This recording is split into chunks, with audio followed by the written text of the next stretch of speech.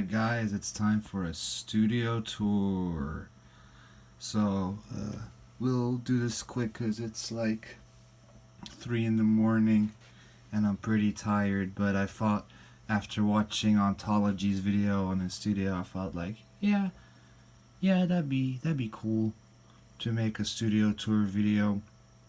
So, this isn't gonna be as long as his because I have way less equipment than him.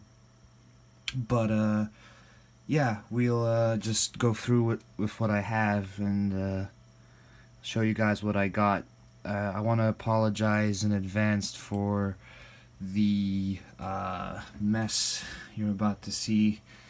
I basically do everything in this room from drawing and painting to making music. So start here with the desk area. I'm not going to show that, that's real messy. Got the computer right here, an MSI codex,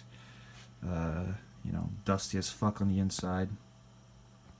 So I should clean that out at some point. Then we got a Huion canvas tablet, which I use a lot for digital art and stuff like that. I got it last year, just around the end of the year, and it's great for the price. It's amazing. Its other counterparts by Wacom were too expensive, and I don't know, it's not really worth the hype compared to to the pricing of this. Then as you can see, we got Renoise running. It's another thing that Ontology put me on to. I started using it last year also in June. I was sick like for a whole week, and then Burb was like, yo, try this out. So I gave it a shot and fell in love with it and have been using it non-stop ever since. I made a lot of great music with this, a lot of albums and stuff. So yeah, that's great. Then we got my bulletin board. If you recognize that, that's from Rave Shit 3 Tactical Operations. I got 2 versions of this patch, one in camo green and one in that color, the original color scheme. Then we got like a teenage engineering. Oh no, it's just pocket operator. I'm not sure. I think it was teenage engineering. I'm not sure, but it's a little glitch. It's like a little 8-bit drum machine. To be honest, I'm not too big on it, but I have used it a couple of times to get hats or snares out of it. So yeah. Alright, moving on to the general... hold on, let me pick that up real quick. Then we move on to the general music making area. So we'll start here.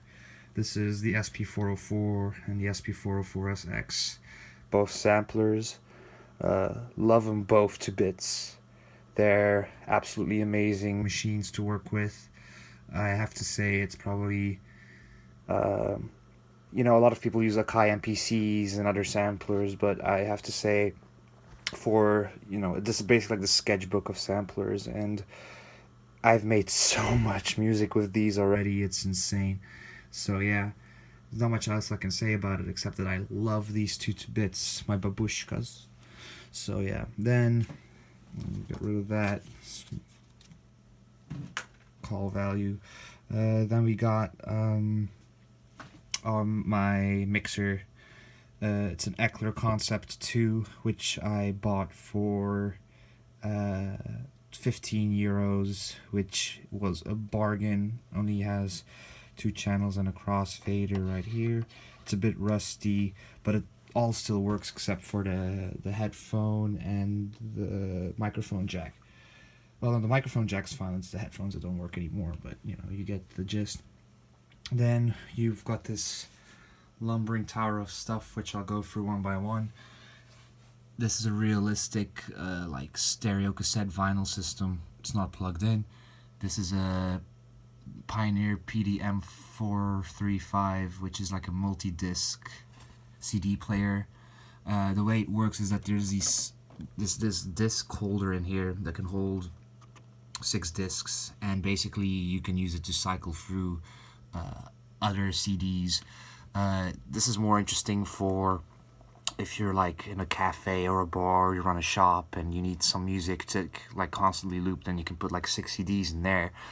However, I do also have the PDTM1, which hosts 3 of the 6-disc multiplay slots, which allows me to actually play 18 CDs.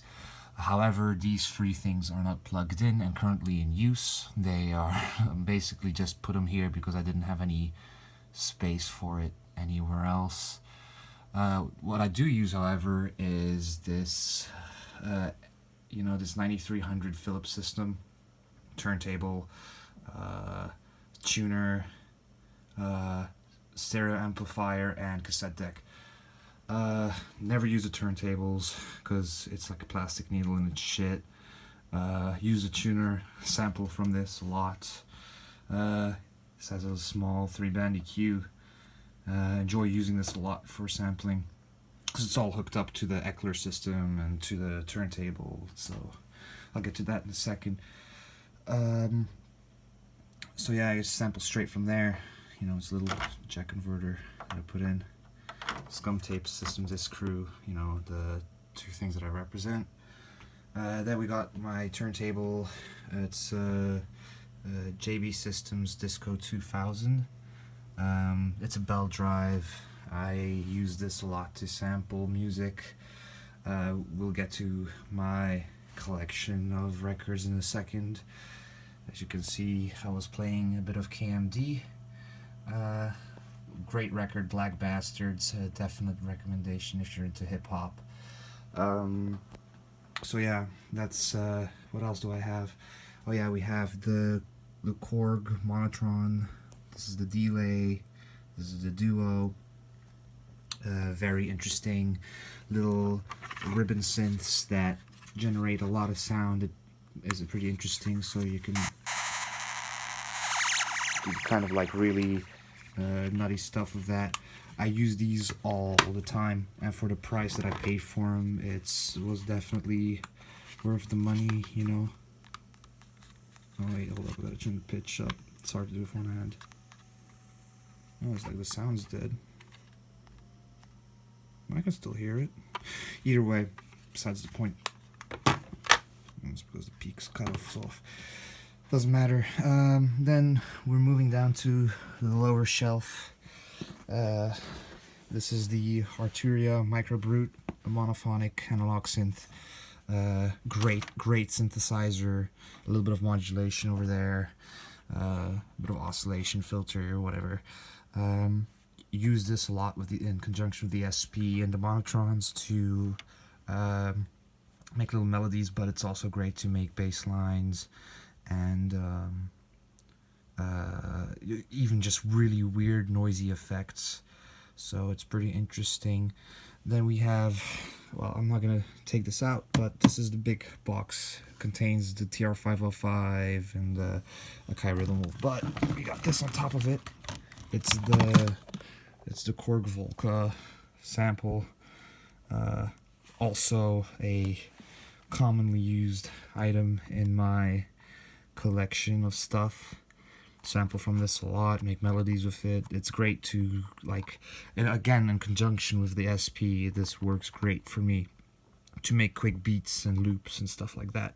So definitely recommended. Sorry if all my stuff looks fucking dirty, but yeah, I need to clean it off at some point.